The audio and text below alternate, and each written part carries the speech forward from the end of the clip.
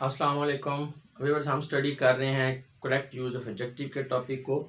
और इस टॉपिक में हम अभी जो है हमारा सिलसिला शुरू हो गया है करेक्शन ऑफ एरर एक्सरसाइज का। पहले हमने इस टॉपिक की थ्योरी को स्टडी किया है, उसमें हमने डिफरेंट रूल्स को स्टडी किया है। अब ये हम करेक्शन ऑफ एरर वाली एक्सरसाइज को करेंगे। तो इसके दो तीन तरह के बेनिफिट स्टूडेंट्स के लिए होंगे। एक तो ये है कि जो कुछ हमने पीछे पढ़ा है जो भी, वो सारा रिवाइज हो जाएगा इंशाल्लाह यहाँ पे आके इस एक्सरसाइज के दौरान। और ये प्रैक्टिस मटेरियल भी आप लोगों के, और आपकी सेल्फ एवेल्यूएशन भी हो जाएगी, यानी जो आपने पढ़ा है आपको समझ आ जाएगी कि आपको उसकी कितनी समझ आई है। अब वो इस तरह से कि इधर इनकरेक्ट सेंटेंसेस दिए गए और यहाँ पे उनको करेक्ट करके लिखा गया, और ऊपर जो है जो रूल है उसको भी एक्सप्लेन किया गया कि किस रूल के तहत ये इनकरेक्ट है और उसकी करेक्शन कैसे होंगी। तो अब इस एक्सरसाइज को सॉल्व करने का तरीकाकार ये है कि आपने स्क्रीनशॉट लेना है, करेक्ट सेंटेंसेस को आपने छुपा लेना है, इन इनकरेक्ट सेंटेंसेस को आपने खुद से करेक्ट करना है। ठीक है, अगर समझ ना आ रही हो तो ये रूल को देखें कि किस तरह से करेक्ट हो रहा है, और उसके बाद फिर आप अपने करेक्ट सेंटेंसेस को यहाँ पे दिए गए करेक्ट सेंटेंसेस के साथ मैच कर लेंगे, टैली करेंगे। अगर ठीक है तो उसका मतलब है इट्स ओके, अगर गलत है तो फिर सोचने की बात है कि क्यों गलत हो रहा है। और अगर आपको समझ नहीं आ रही तो इसका मतलब अभी टॉपिक को मज़ीद समझने की ज़रूरत है। तो इन शॉर्ट ये आपकी सेल्फ एवेल्यूएशन भी है, प्रैक्टिस एक्सरसाइज भी है आपके लिए, और आपकी रिवीजन भी है। तो बहुत सारे बेनिफिट्स हैं, और ये काफ़ी सारे पार्ट हैं। ये पहला पार्ट चल रहा है, अभी आप देखेंगे चलते जाएंगे। ये तकरीबन 25-30 के अराउंड गुड पार्ट्स हैं, तकरीबन 25 पार्ट्स हैं। तो उसमें ये सारे रूल्स जो हैं वो रिवाइज हो जाते हैं जो हमने पीछे पढ़े हैं। और प्रैक्टिस के बारे में मैं आपको पहले भी बता चुका हूँ कि लैंग्वेज के लिए जो सीखना चाह रहे हैं ना आप, तो उसके लिए तो प्रैक्टिस जितनी भी करें आप कम है। ठीक है, language is a matter of practice. आप जितना मर्जी रूल समझें सीखें, जब तक आप उनकी प्रैक्टिस नहीं कर लेंगे आपको वो समझ नहीं आएगी, फ्लुएंसी आपकी नहीं बनेगी। तो इसीलिए हमारा जो चैनल है उस पर हमारा पढ़ाने का तरीकाकार भी यही है कि हम जब कोई टॉपिक जो है उसकी थ्योरी को, उसके कॉन्सेप्ट को क्लियर करवाते हैं, तो उसके साथ हम प्रैक्टिस एक्सरसाइज जो सॉल्व होती हैं वो देते हैं, ताकि स्टूडेंट की सेल्फ एवेल्यूएशन भी हो जाए और उनको प्रैक्टिस मटेरियल भी अवेलेबल हो। लेकिन इसकी एक लिमिट होती है, बहुत ज़्यादा भी नहीं, मैक्सिमम कोशिश करते हैं जितना प्रोवाइड किया जा सके प्रैक्टिस मटेरियल। उसके अलावा हर वीडियो के एंड पे मैंने रिकमेंडेड बुक्स की एक लिस्ट भी दी हुई है, उनके अंदर भी टॉपिक वाइज प्रैक्टिस एक्सरसाइज मौजूद हैं। तो यहाँ पे जो एक्सरसाइजेज दी हैं उसके बाद आप ज़रूरत महसूस करें तो आप उन बुक्स को कंसल्ट करें। और वो जो लिस्ट है वो डिफरेंट ग्रेड्स के हवाले से उनको उसको तरतीब दिया गया है। 8th grade, 10th, 12th, graduation है, कॉम्पिटिटिव एग्ज़ाम के स्टूडेंट्स हैं। तो आपने अपनी रिक्वायरमेंट के मुताबिक बुक को सिलेक्ट करना है, और एक वक्त में आपने एक आध बुक को सिलेक्ट करना है, हम बार नहीं लगा लेना। जब वो आपकी ख़त्म हो जाए उसके बाद फिर आप मज़ीद कोई बुक सर्च कर लें। और ये इंग्लिश के हवाले से नहीं है, तमाम सब्जेक्ट्स में कोई इंग्लिश के अलावा भी कुछ पढ़ रहे हैं तो बहुत सारी बुक्स इकट्ठी नहीं करते होते।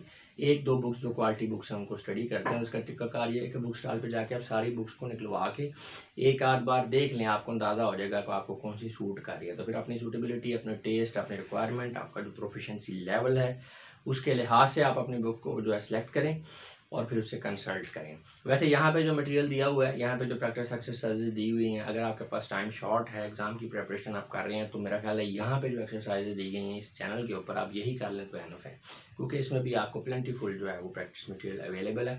तो चलें स्टार्ट करते हैं अपने ये जो पहला पार्ट है। तो मैं फिर बता रहा हूँ कि हर पार्ट जो है उसका जो आपको इस स्क्रीनशॉट लेने का मौका दिया जाएगा, बोर्ड दिखाया जाएगा, तो आपने लेते जाना है, हल करते जाना है। अच्छा, ये अलग-अलग से भी बनाए गए हैं, इनको इकट्ठा भी कर दिया गया। आप चैनल की प्लेलिस्ट में जाएंगे ना तो वहाँ पे सेपरेट पार्ट्स नहीं मिलेंगे। जैसे अब ये करेक्शन ऑफ एरर वाली एक्सरसाइज आपको एक वीडियो की शक्ल में मिलेगी इकट्ठी। तो अगर आप इंग्लिश कोर्स कर रहे हैं मुकम्मल जो है, या इस टॉपिक को मुकम्मल समझना चाह रहे हैं, तो प्ले लिस्ट में जाएँ और करेक्शन ऑफ एरर वाली एक्सरसाइज को खोलें। वो पूरी वीडियो यानी 25 के 25 पार्ट जो हैं ये सारे एक ही आपको वीडियो के अंदर मिल जाएंगे। इनको सेपरेट इसलिए कर दिया गया है कि बाद जो व्यूवर्स हैं उनको किसी एक स्पेसिफिक चीज़ को समझना होता है, तो फिर उनका टाइम बच जाता है कि उनको सारी वीडियो देखनी नहीं पड़ती। वो जो 2-4 मिनट की वीडियो है एग्जैक्ट उसमें जाएंगे और वो अपना मसला हल कर लेंगे, तो उनको भी अकोमोडेट किया गया है। लेकिन जो लोग मुकम्मल देखना चाह रहे हैं, पूरा टॉपिक को समझना चाह रहे हैं, तो उनके लिए बड़ी मुश्किल होती है कि अलग अलग हर पार्ट में जाए, तो उनके लिए फिर इसको कंबाइन करके प्लेलिस्ट के अंदर रख दिया गया, तो आप वहाँ से इसको कंसल्ट कर लेते हैं। तो चलें स्टार्ट करते हैं जी। ये हमारे इनकरेक्ट सेंटेंस में देखें, my car is better than you, ठीक है, गलत है जी। The climate of Lahore is hotter than Karachi, ये भी गलत है। अब ये सेंटेंस जो है आम बंदा जो है जिसको ग्रामर का नहीं पता वो इसको सही समझ सकता है, और यही गलती होती है। देखें ये गलत क्यों है, क्योंकि हमारे पास रूल है comparison of two homogeneous items rather than two different items. जी, जब आपने कंपैरिजन करना है तो एक जैसी चीज़ों के बारे में करेंगे। दो डिफरेंट चीज़ें यानी बिल्कुल उनकी साख्त ही डिफरेंट है, तो दो डिफरेंट चीज़ों को आप कंपेयर नहीं कर सकते, चीज़ें एक होंगी। जैसे आप यहाँ पे बात बेसिकली कार का कंपैरिजन किया जा रहा है, लेकिन यहाँ पे सेंटेंस में जो मफहूम मिल रहा है उसमें बेसिकली एक बंदे की कार को दूसरे बंदे से कंपेयर किया जा रहा है, जो कि गलत है। कार का बंदे के साथ तो कंपैरिजन नहीं हो सकता ना, कार के साथ कंपैरिजन हो, तो इसलिए ये सेंटेंस आपका गलत है। करेक्ट सेंटेंस होगा माई car is better then yours, मेरी कार आपकी कार से बेहतर है। अब ये कारों का कंपैरिजन हो रहा है, ये ठीक हो गया। इसी तरह अभी सेंटेंस में देखें, बेसिकली लाहौर के क्लाइमेट का कराची के साथ कंपैरिजन किया जा रहा है। अब ये क्लाइमेट है और ये क्या सिटी, अब क्लाइमेट का सिटी के साथ कंपैरिजन नहीं हो सकता, सिटी का सिटी के साथ हो सकता है या क्लाइमेट का क्लाइमेट के साथ हो सकता है, तो ये करेक्ट, ये इनकरेक्ट सेंटेंस है। करेक्ट क्या होगा, the climate of Lahore is hotter then that of Karachi. अब यहाँ पे लाहौर के क्लाइमेट का कराची के क्लाइमेट के साथ कंपैरिजन किया जा रहा है, तो ये हमारा सेंटेंस करेक्ट है। तो in short, comparison should always between be two homogeneous चीज, एक जैसी चीज़ों के बारे में आपने कंपैरिजन करना है, दो डिफरेंट चीज़ों के बारे में आपने कंपैरिजन नहीं करना।